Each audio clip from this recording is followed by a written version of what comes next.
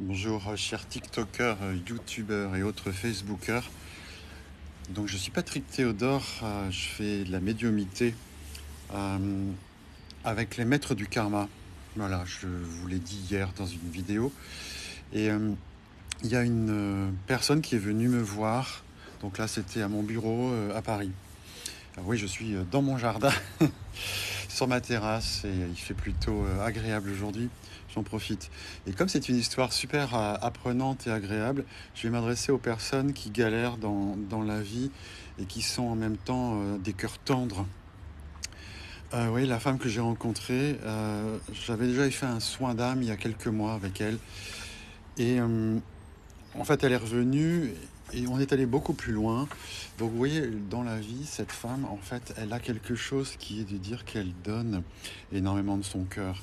Il y a des gens comme ça, quand ils arrivent dans un endroit, les gens ont besoin de leur parler. Souvent, ils sont entourés de gens en stress. Et ils arrivent à les apaiser parce que c'est leur destin. Mais bien souvent, je fais le lien avec l'abus d'hier dans lequel je parlais dans la vidéo. Bien souvent, ces gens-là ont tout donné et puis sont un peu, on va dire, cabossés. Je voyais dans son aura comme vous voyez, une voiture qui roulerait très vite sur des routes de campagne. Bien à un moment donné, elle va se choper les cailloux. Ça peut même casser son pare-brise. Donc ça lui parlait beaucoup. C'était comme des égratignures. Et petit à petit, euh, dans la séance, j'ai senti une très très jolie embellie. Et c'est là où je veux en venir.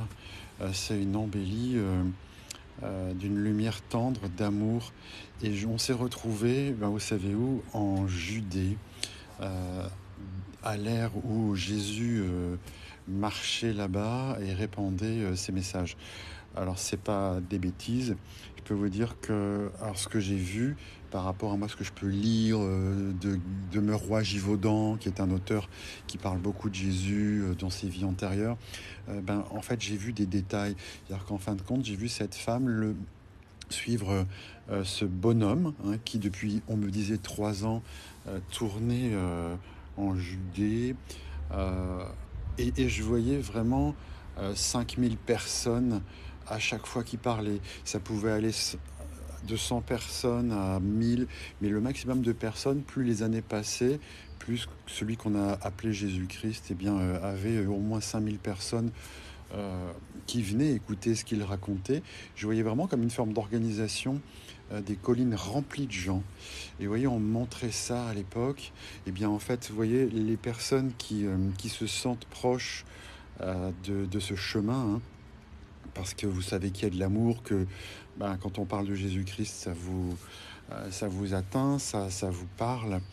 Eh bien cette femme, en fait, j'ai vu réellement ce côté éprouvant de la période, autrement dit, vous voyez la Seconde Guerre mondiale, avec ce qu'on a appelé la collaboration, notamment dans les pays comme la France, on devait composer avec l'occupant. Et en fin de compte, je me suis dit, c'est dingue, parce que je ne pensais pas que c'était à ce point-là. Euh, il y avait chez cette femme notamment qui allait de plus en plus écouter ce que ce monsieur disait. Alors quand je dis elle allait de plus en plus, c'est qu'elle est allée 3 fois me montrer, écouter sur une colline. Et en fait, bien ça jasait dans son environnement. Vous voyez, parce que les gens n'étaient pas d'accord pour qu'elle aille là-bas. On lui disait mais tu nous trahis, tu trahis ta religion, tu trahis notre pays en allant écouter un fou. Donc je voyais vraiment comme 50 000 personnes au total qui en 3 ans avaient pu le rencontrer de loin. Il ne s'agit pas de lui serrer la main au Christ, mais il s'agit de dire je vais écouter ce qui se dit. Et je voyais cette femme qui avait eu l'occasion 3 fois de sa vie d'aller là-bas et surtout commencer à être détestée par les gens de son entourage parce que vous imaginez la situation, donc on montrait qu'il y avait 1 million d'habitants par là-bas, et il y avait que 50 000 personnes au total en 3 ans qui ont été attirées comme par ces paroles et qui prenaient des risques pour aller écouter ce monsieur, parce que je voyais réellement des situations de danger, mais le danger venait pas de l'armée, vous voyez, aux romaines d'occupation, je voyais surtout les gens qui allaient dénoncer, et bien les personnes qui allaient écouter les discours de ce monsieur, qui les traitait de fou, qui les traitait de tous les noms. Euh, et cette femme prenait des risques. Alors on m'a vraiment montré ça. Et ça, je voulais vous en parler parce qu'ensuite, il s'est passé que après 3 ans à avoir écouté, baigné dans cette atmosphère qui était très tendue, parce que c'était une atmosphère politique de plus en plus menaçante pour le pouvoir, mais menaçante pour la religion en cours là-bas. Et surtout, je voyais la menace, pas forcément des religieux ou des politiques, mais des voisins de ces gens-là qui les dénonçaient comme traîtres, qui les traitaient de fous. Donc il fallait être vraiment solide comme tout pour pouvoir aller écouter ce Christ et les ragots qu'on pouvait dire autour de ce qu'il faisait. Voyez. Et donc cette femme, moi je lui disais, il y a quelque chose en toi qui, à ce moment là-bas, alors je la voyais en... Alors on l'appelait la bergère, les maîtres du karma. Linda, chut, tais-toi, j'enregistre. Elle est là. Bon, les maîtres du karma, en fait, qui étaient là, me conseillaient et me disaient, dis-lui qu'on l'a appelée la bergère, mais elle n'était pas une bergère, elle était une couturière. Vous voyez, je la voyais coudre de façon très grossière, hein, c'était pas aussi fin que de notre époque, des vêtements. Et ils allaient récupérer la laine sur des moutons, enfin je voyais ça, et je voyais cette bergère, donc avec son mari, aller écouter celui qu'on a appelé le Christ, se faire maltraiter par les gens du coin, voire exclure. Vous voyez, on est dans une atmosphère de guérilla, c'est une atmosphère où les gens qui allaient l'écouter prenaient des risques et se faisaient juger par la populace, par leurs voisins, par l'oncle, la tante, le frère. Je voyais vraiment une tension. Et donc, cette femme, quand elle a vécu là-bas et que le Christ a été crucifié, hein, eh bien, comme la moitié des gens qui ont suivi les enseignements, on va dire ça comme ça, mais suivi, c'est pas aujourd'hui, vous vous connectez en ligne sur Zoom et vous avez une formation, c'est qu'ils ont eu la chance de pouvoir côtoyer au moins 3 fois en 3 ans, ce qui est peu, mais qui alimentait ça en parlant à d'autres personnes. Ben, je voyais vraiment cette femme qui a été, mais alors, sous le choc lors de la crucifixion.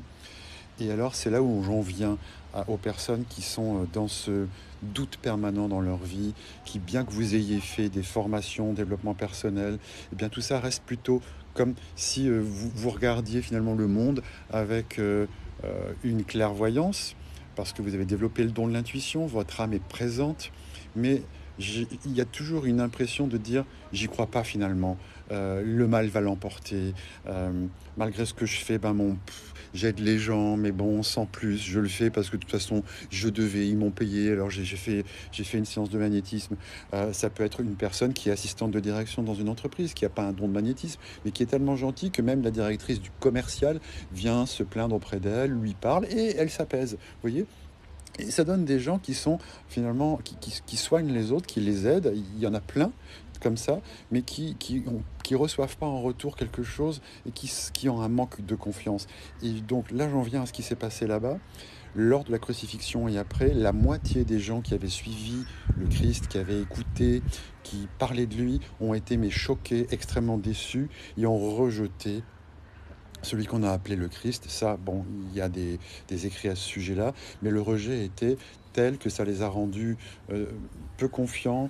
Je vois qu'elle, finalement, a fini par douter de ce qu'il a fait, parce que, disant, ben écoute, comment se fait-il qu'il ne soit pas sauvé alors qu'il avait tout le don pour se guérir, pour changer les situations? Comment se fait-il que ce mec, finalement, qui pendant 3 ans j'ai suivi, j'en tremblais, eh bien, ne s'est pas sauvé lui-même?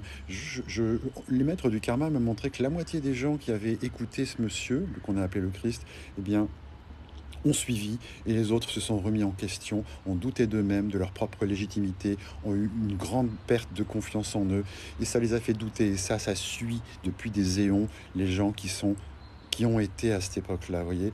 J'ai déjà eu des gens qui ont été à cette époque-là, mais je le redis, euh, ce sont des gens qui portent en eux un doute et ils ont vécu la haine de leurs voisins. Et je voyais cette femme qui est repartie dans son petit travail de bergère, toute honteuse dans un coin. Je la voyais tricoter en noir, se cachant, même après la mort de son mari.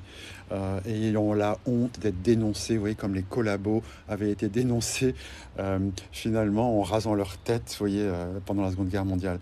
Et c'est une vie de honte, et c'est ce qui porte cette femme dans ce soin d'âme. C'était basé sur la honte pour qu'elle revienne dans la confiance. Le soin a été fait là-dessus, et je vous dirai des nouvelles de comment elle va, parce que je peux vous garantir que j'en ai vraiment bénéficié aussi. Merci beaucoup de votre écoute, et que la lumière soit sur vous. Merci, à bientôt.